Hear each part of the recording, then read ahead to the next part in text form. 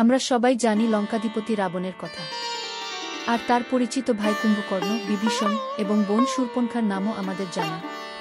কিন্তু আপনি কি জানেন, রাবণের পরিবার আরও অনেক বড় ছিল। রাবণের একমাত্র জ্যেষ্ঠ সৎভাই ছিলেন কুবের, ধনসম্পদের দেবতা, ঋষি বিশ্রবা ও তার প্রথম স্ত্রী ইলাবিদার পুত্র। এবার আসুন জানি রাবণের অন্যান্য সৎভাই বোনদের কথা।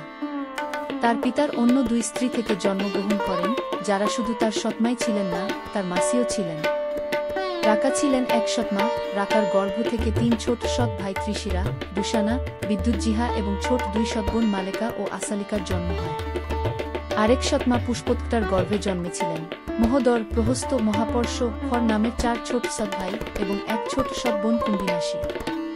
রাবণের জৈবিক মা ছিলেন কৈকেশী, যিনি নিকাশা, মালিনী বা সুখেশী নামেও পরিচিত। তিনি ছিলেন অসুররাজ সুমালী ও কেতুমতির কন্যা এবং ঋষি বিশ্রবার দ্বিতীয় পত্নী। তার গর্ভে জন্ম নেন রাবণ, কুম্ভকর্ণ, বিভীষণ ও শূর্পণখা। তাই দেখা যায়, লঙ্কার রাজপরিবার ছিল এক বিশাল ও জটিল বংশ, যেখানে অসুর ও দেব রক্তের মিশ্রণ তৈরি করেছিল ইতিহাসের এক কিংবদন্তি। আরও এমন প্রাচীন অজানা তথ্য জানতে লাইক, কমেন্ট, শেয়ার ও সাবস্ক্রাইব করতে ভুলবেন না।